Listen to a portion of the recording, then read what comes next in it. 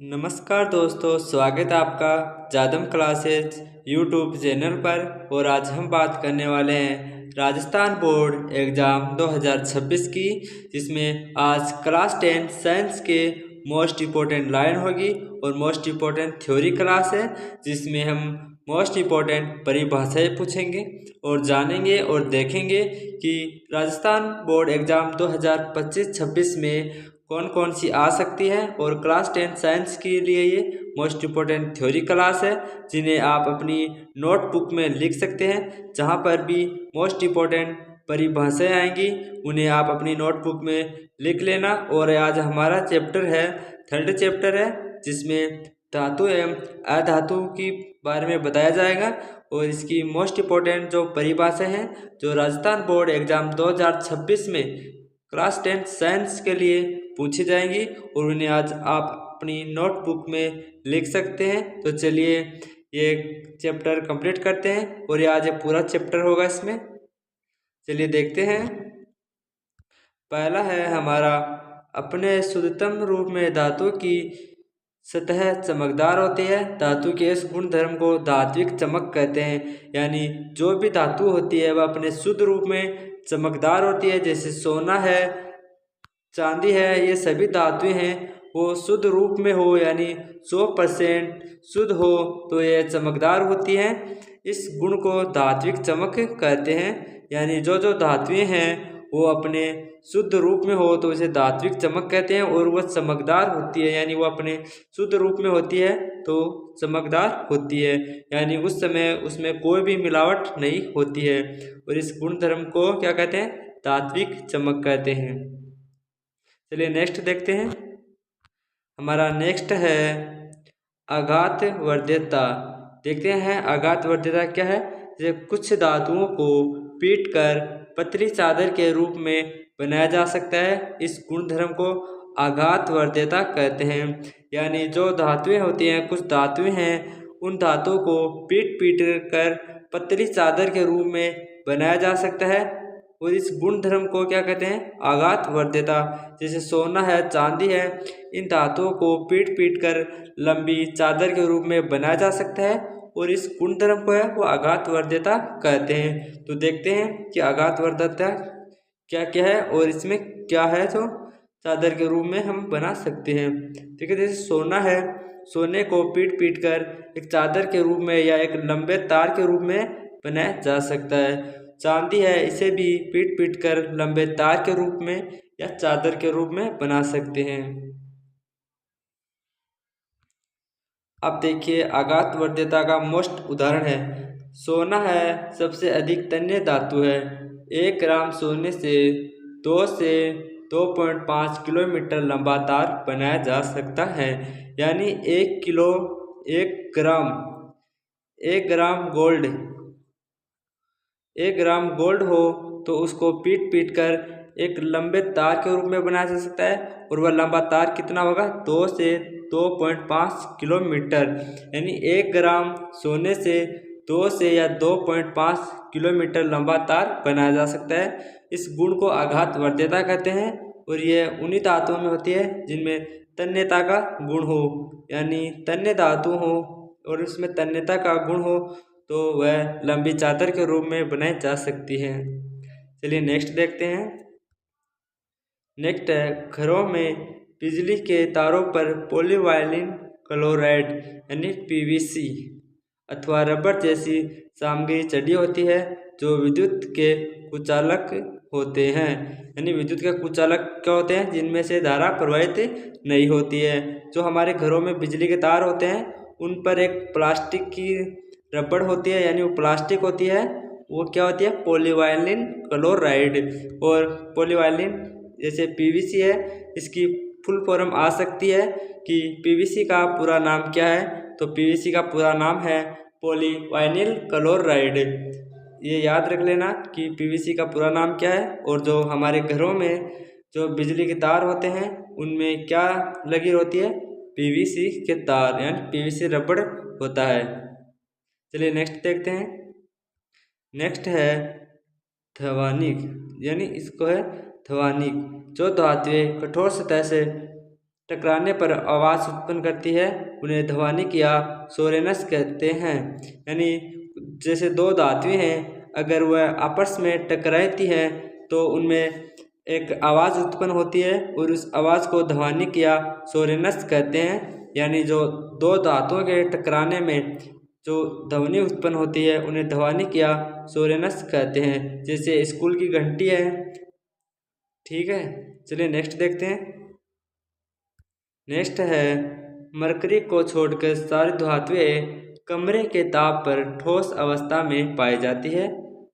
यानी जो मरकरी है वह कमरे के ताप पर द्रव अवस्था में पाई जाती है। जैसे मरकरी को छोड़कर, यानी मरकरी को छोड़कर सारी धातुएं कमरे के ताप पर ठोस अवस्था में पाई जाती है। अतः मरकरी कमरे के ताप पर द्रव अवस्था में पाई जाती है। यानी जो मरकरी है वह कमरे के ताप पर द्रव अवस्था में पाई जाती है।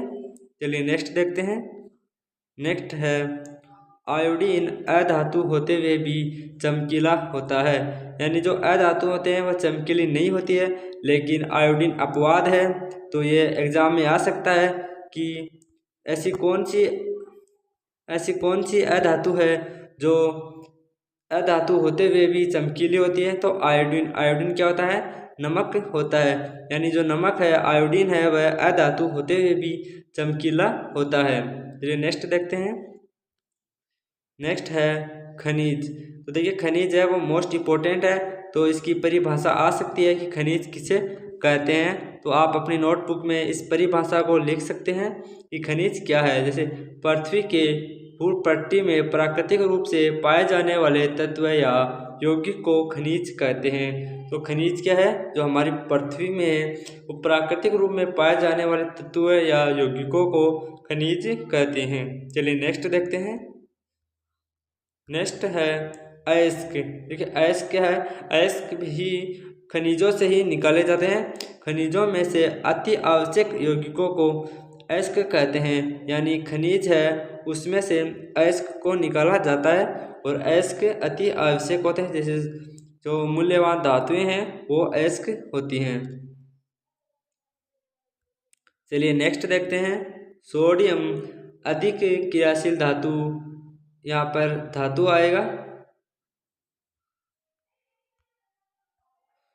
सोडियम अधिक क्रियाशील धातु होता है, जिसके कारण इसे केरोसिन के तेल में डुबोकर रखा जाता है। यानी जो केरोसिन है वह अधिक क्रियाशील धातु होता है, जिसके कारण इसे केरोसिन के तेल में डुबोकर रखा जाता है। अगर सोडियम धातु वायु के संपर्क में आ जाती है तो वह जलने लग जाती है। इसे बचाने के लिए इसे केरोसिन के तेल में डुबोकर रखा जाता है, क्योंकि ये अधिक क्रियाशील धातु है। तो एग्जाम में ये प्रश्न आ सकता है कि सोडियम धातु को केरोसिन के तेल में डुबोकर क्यों रखा जाता है। तो इसका कारण है कि सोडियम अधिक क्रियाशील धातु है, जिसके कारण इसे केरोसिन के तेल में डुबोकर रखा जाता है और यह वायु के संपर्क में आते ही जलने लग जाता है, जिसके कारण इसे केरोसिन के तेल में डुबोकर रखा जाता है। चलिए अगला देखते हैं। अगला है भर्जन।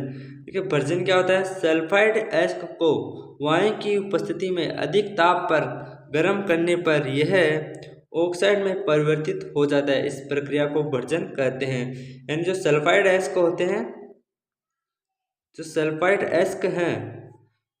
एस्क है वो वायु की उपस्थिति में अधिक ताप पर गर्म करने पर यह ऑक्साइड में परिवर्तित हो जाते हैं। इस प्रक्रिया को भर्जन कहते हैं। तो भर्जन है वो आपको समझ में आ गया है। जो सल्फाइड एस्क होते हैं वह वायु की उपस्थिति में अधिक ताप पर गर्म करने पर ऑक्साइड में परिवर्तित हो जाते हैं। इस प्रक्रिया को भर्जन कहते हैं। चलिए नेक्स्ट देखते हैं। आप इन सभी परिभाषाओं को अपनी नोटबुक में लिख लेना। अगला देखते हैं निस्तापन। अगला है निस्तापन। कार्बोनेट एस्क को सीमित वायु की में अधिक ताप पर गर्म करने पर यह ऑक्साइड में परिवर्तित हो जाता है। इस प्रक्रिया को निस्तापन कहते हैं। यानी जो कार्बोनेट एस्क होते हैं को सीमित वायु में यानी कम वायु में अधिक ताप पर गर्म करने पर यह ऑक्साइड में परिवर्तित हो जाते हैं। इस प्रक्रिया को निस्तापन कहते हैं। चलिए नेक्स्ट देखते हैं। नेक्स्ट है संक्षारण।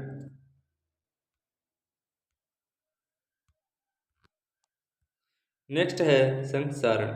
देखिए संक्षारण क्या है वो अभी देखते हैं।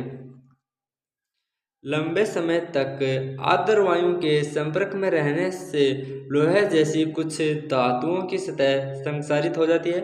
इस परिघटना को संक्षारण कहते हैं। यानी जैसे लोहा है, अगर लोहा वायु के या आर्द्र वायु या पानी के या अम्ल के संपर्क में आने पर ही है इसके ऊपर एक परत जम जाती है, जंग जैसी परत जम जाती है। इस प्रक्रिया को संक्षारण कहते हैं। जैसे लंबे समय तक आर्द्र वायु के संपर्क में रहने से लोहा जैसी कुछ धातुओं में सतह संक्षारित हो जाती है। इस परिघटना को संक्षारण कहते हैं। चलिए नेक्स्ट देखते हैं। नेक्स्ट है जंग। जो लोहे पर लगती है उसे जंग कहते हैं। जैसे लंबे समय तक आर्द्र वायु में रहने पर लोहे पर भूरे रंग की परत चढ़ जाती है जिसे जंग कहते हैं। यानी लोहा है, अगर वह आर्द्र वायु के संपर्क में बाहर रखा रहता है तो उस पर एक परत चढ़ जाती है भूरे रंग की, उसे जंग कहते हैं। चलिए नेक्स्ट देखते हैं। नेक्स्ट है संक्षारण से सुरक्षा। यानी जो जंग लगती है उसे कैसे बचाव कर सकते हैं। लोहे एवं इस्पात को जंग से सुरक्षित रखने के लिए उन पर जस्ते की पतली परत को चढ़ाने की विधि को यशद लेपन कहते हैं। यानी जो लोहा होता है उस पर हम एक परत चढ़ा देते हैं या उस पर एक पेंट कर देते हैं, इस क्रिया को यशद लेपन कहते हैं। यानी अगर लोहा है, अगर उसे जंग से बचाना है तो लोहे एवं इस्पात को जंग से सुरक्षित रखने के लिए उन पर जस्ते की पतली परत चढ़ाने की विधि को यशद लेपन कहते हैं। यानी उसे पेंट भी कर सकते हैं जंग से बचाना है तो। नेक्स्ट है मिश्र धातु। यहाँ पर आएगा मिश्र धातु। जो मिश्र धातु होती है वो क्या होती है, दो या दो से अधिक धातुओं के समांगी मिश्रण को मिश्र धातु कहते हैं। यानी दो या दो से अधिक धातुओं को मिलाकर जो पदार्थ बनता है उसे मिश्र धातु कहते हैं। मिश्र धातु, दो या दो से अधिक धातुओं के समांगी मिश्रण को मिश्र धातु कहते हैं। चलिए नेक्स्ट देखते हैं। आज यहीं तक ही क्लास कंप्लीट हो गई है, तो इन सभी परिभाषाओं को आप अपनी नोटबुक में लिख सकते हैं। आज ये हमारा थर्ड चैप्टर धातु एवं अधातु कंप्लीट हो गया है। धन्यवाद।